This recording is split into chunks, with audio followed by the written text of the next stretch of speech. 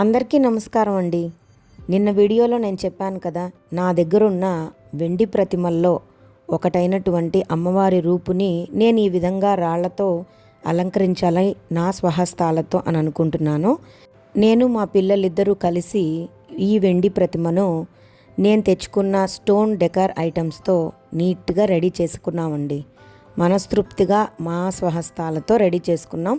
మాకైతే చాలా బాగా నచ్చింది. మీకు ఈ వీడియో యూస్ఫుల్ అవుతుందని అనుకుంటున్నానండి. చాలామందికి వెండి ప్రతిమలు ఉంటాయి, కానీ దానిపైన డెకరేట్ చేసుకోవడానికి ఎలా అని ఆలోచిస్తూ ఉంటారు కదా, అలాంటి వాళ్ళ కోసం నేను ఈ వీడియో చేశాను.